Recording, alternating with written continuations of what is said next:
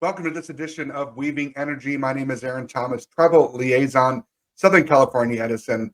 So very grateful as we move along here in the first part of April. April 17th is the date of this podcast.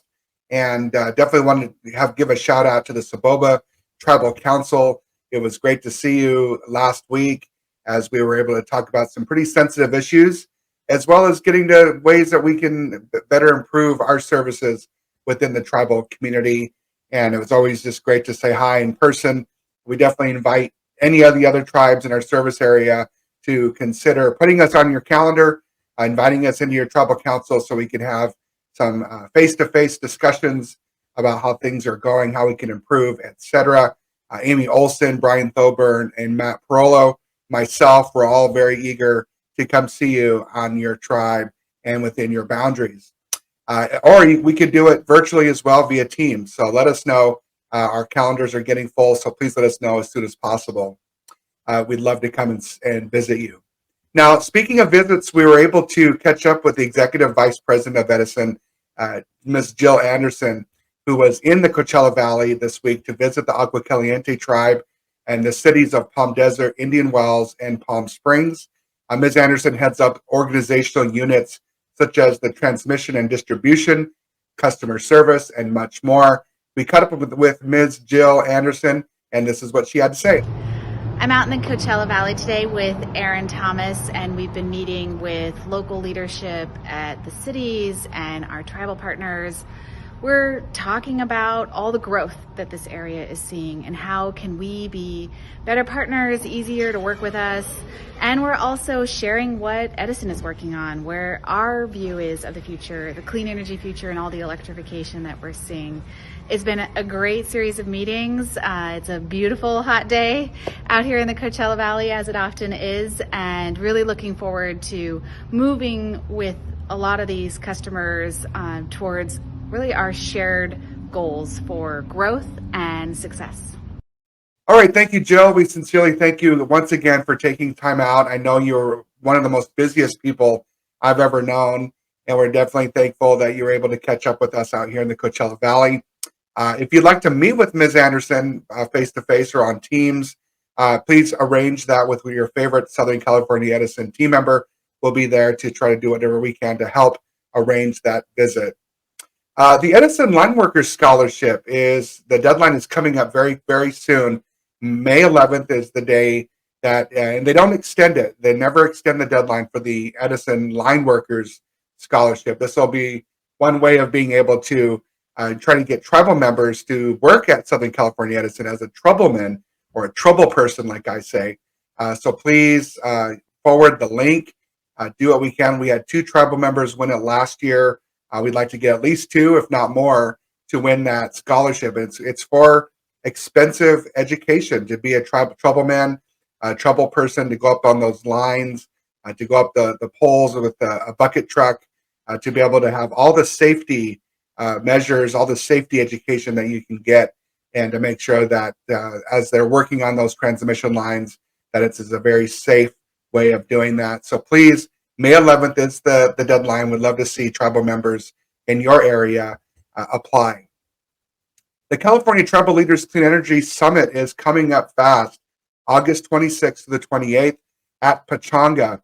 We definitely want to see you all there. This is one way of being able to not only bring awareness to some of the clean energy projects that your tribes might want to be able to do, but also the funding of it as well. We know that the Department of Energy just recently put out an email this week saying that their application deadlines for funding is extended into June. So be on the lookout for that email from the Department of Energy. Their deadline actually was today, April 17th, but they moved it out to June. And we know that that's the main reason why they extended it out, most likely, is that they didn't have enough tribes to apply for those grants. So I imagine that they're hearing it like the rest of us are, that there's just a bandwidth issue where tribes are having a hard time applying for grants. We want to help to get tribes along with grant makers in the same room. That's part of the agenda that we're formulating for the California Tribal Leaders Clean Energy Summit this August. So it'll be kind of like a way of just connecting the tribes and grant makers, and to try to figure out how that you guys can work together to try to go after this funding, which is very unprecedented. So be on the lookout for the agenda. It's going to come out soon, and we want to make sure that you are aware of it, and to get your hotel rooms and your logistics all set up for the California Tribal Leaders Clean Energy Summit. The last thing I'll say is we're talking about power service availability. Again, we're waiting for all kinds of different new engineering reports. Oh, dang it.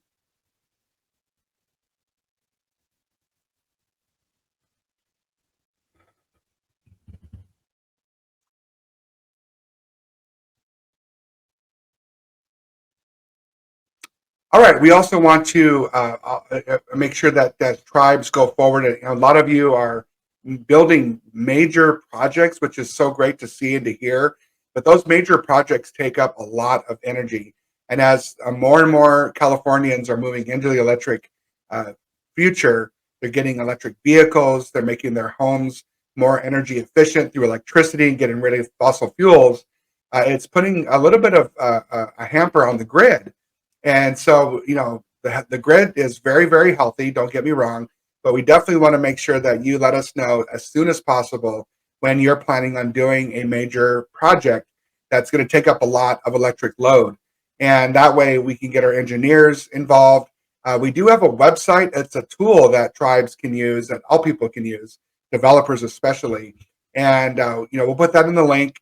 It's an application that it's pretty easy to fill out, but make sure that your developer or whoever's doing your project fills out every single segment of that application. That's going to help us understand the power service availability, and to make sure that you guys get in line to get your share of the power grid, and to make sure that do not have any delays because we can't fully power you.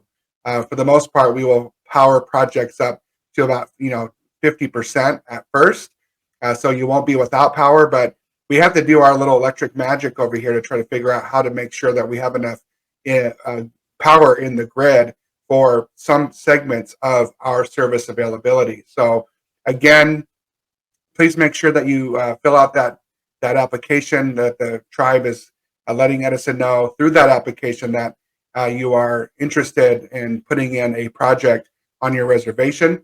We don't want you to see you left out.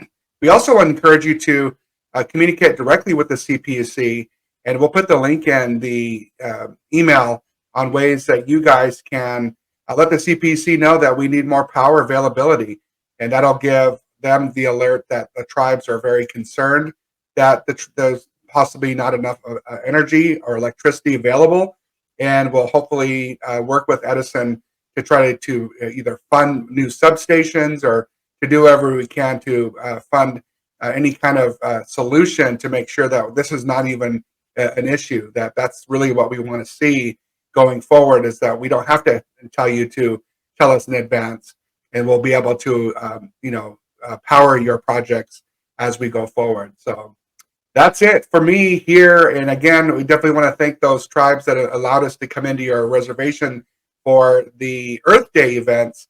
And we've had such a great time, and going to Saboba, the sovereign lands of Pechanga, and then Morongo and Bishop Paiute. Thank you so much for bringing us in. We love to communicate directly with your tribal citizens, answering their questions about their bill, answering questions about their solar, and doing what we can to try to make it a little bit more easier for our elected leaders in our service area, as they can hear directly from us.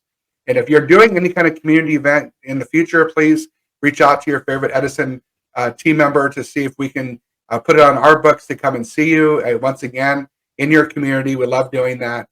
We'd love to be able to continue to partner with you going forward.